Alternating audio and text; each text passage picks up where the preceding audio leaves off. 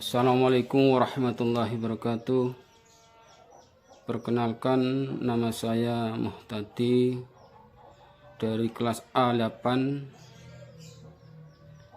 mata kuliah Akhlak Tasawuf. Pada kesempatan kali ini saya akan menyampaikan materi tentang rukun Islam. Rukun Islam yang pertama adalah mengucapkan dua kalimat syahadat. Asyhadu an la ilaha illallah wa asyhadu anna Muhammadar Rasulullah. Aku bersaksi bahwa tiada Tuhan selain Allah, dan aku bersaksi bahwa Muhammad adalah utusan Allah. Mengucapkan syahadat bukan hanya sekedar formalitas untuk menjadi muslim, akan tetapi lebih dalam lagi adalah sebagai bukti keyakinan yang kuat dan kejujuran yang sempurna serta keikhlasan yang mendalam untuk menerima Islam sebagai sistem hidup. Bila seseorang muslim jujur dalam menerima syahadat ini, tidak akan terjadi penolakan-penolakan terhadap hukum-hukum yang Allah sudah tetapkan. Dalam syahadat, kita juga diharuskan untuk memenuhi syarat-syaratnya. Di antaranya, yang pertama adalah memahami makna dan maksudnya. Maksudnya di sini adalah orang yang bersaksi dengan la ilaha illallah dan memahami dengan hatinya apa yang diikrarkan oleh lisannya. Yang kedua adalah yakin. Orang yang yakin mengikrarkannya harus yakin dalam melafalkan syahadat itu. Manakala ia meragukannya, maka sia-sia belaka persaksiannya itu. Yang ketiga adalah menerima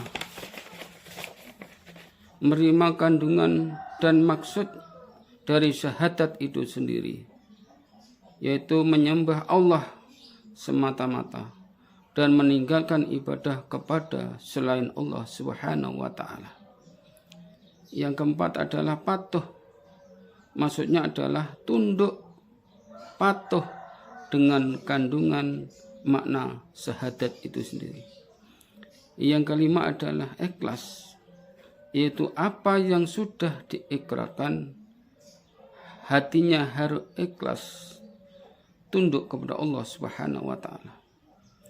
Yang keenam adalah jujur, yaitu ucapannya dan hatinya harus membenarkan di dalam hatinya itu.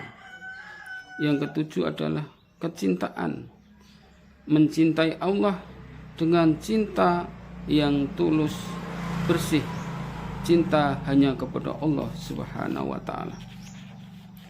Yang selanjutnya adalah rukun Islam yang kedua adalah sholat. Sholat sebagai salah satu bagian penting ibadah. Dalam Islam sebagaimana bangunan ibadah yang lain, juga memiliki banyak keistimewaan. Ia tidak hanya memiliki hikmah spesifik dalam setiap gerakan dan rukunnya, namun secara umum sholat juga memiliki pengaruh drastis terhadap perkembangan kepribadian seorang muslim. Tentu saja hal itu tidak serta-merta dan langsung kita dapatkan dengan instan dalam pelaksanaan sholat. Manfaatnya tanpa terasa dan secara gradual akan masuk dalam diri muslim yang taat melaksanakannya. Salat merupakan media komunikasi antara Sang Khalik dan seorang hamba. Media komunikasi ini sekaligus sebagai media untuk senantiasa mengungkapkan rasa syukur setelah segala nikmat. Selain itu, salat bisa menjadi media untuk mengungkapkan apapun yang dirasakan seseorang hamba. Di dalam psikologi dikenal istilah kataris. Secara sederhana berarti mencurahkan segala apa yang terpendam dalam diri, baik itu positif maupun negatif.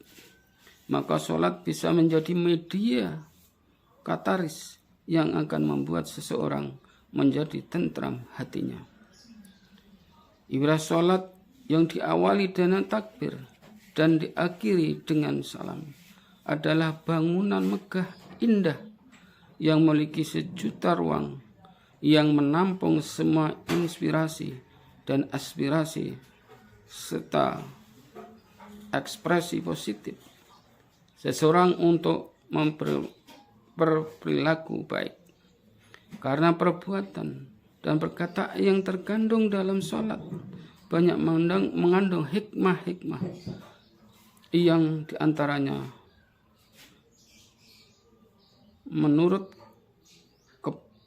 menuntut kepada musolli untuk meninggalkan perbuatan keji dan mungkar.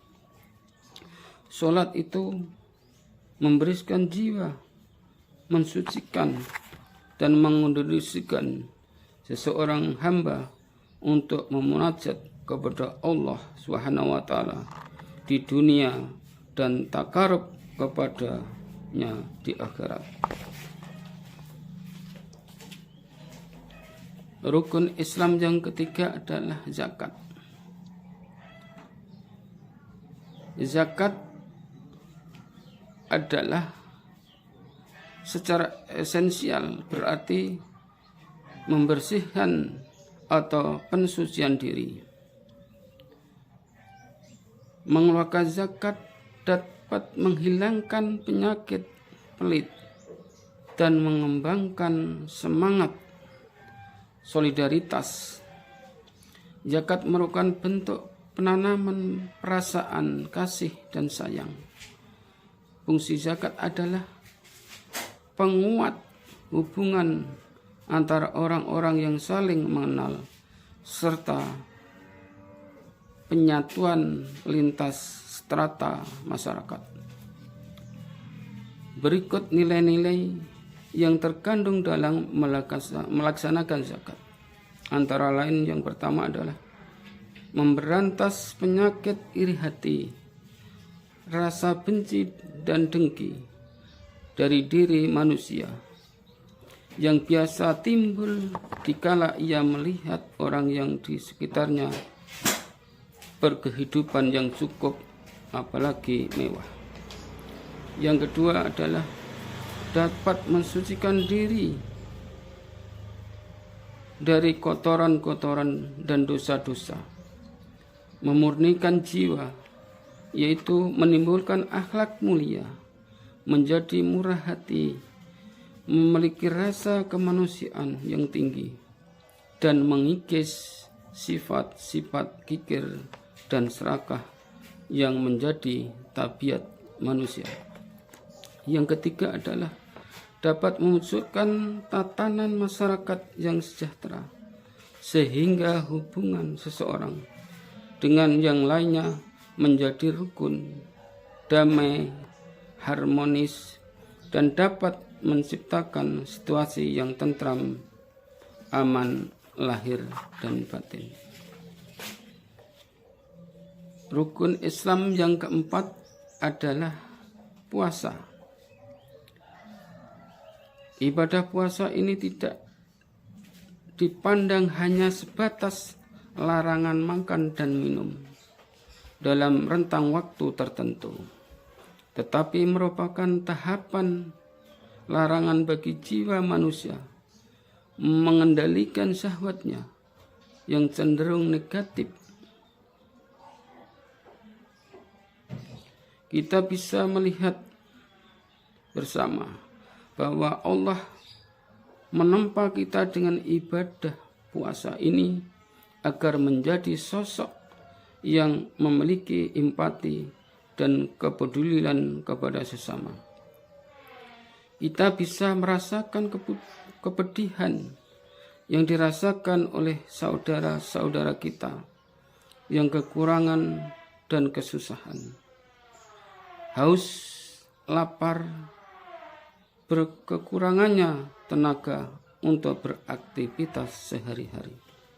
Oleh sebab itu, puasa adalah sarana untuk membina kesabaran kita. Sabar dalam ketaatan, sabar dalam menjauhi maksiat, dan sabar dalam menanggung hal-hal yang tidak menyenangkan berupa musibah dan kesempitan. Di samping itu, dengan ibadah puasa, kita dilatih untuk mempertajam keikhlasan, karena seorang yang berpuasa hanya mengharap pahala dan balasan dari Allah Subhanahu wa taala, bukan dari manusia. Seseorang yang puasa tidak mengharapkan pujian dan sanjungan mereka atas ibadah yang dilakukannya. Puasa adalah rahasia antara seseorang hamba dengan Rabb-Nya. Hal ini menunjukkan bahwa puasa adalah ibadah dan amal yang begitu istimewa di hadapan Allah Subhanahu wa taala. Oleh sebab itu, Allah pun menyebutkan bahwa puasa itu untuknya, dan Allah pula yang akan membalasnya dengan balasan yang luar biasa. Hanya Allah yang tahu berapakah kelipatan dan besar pahalanya.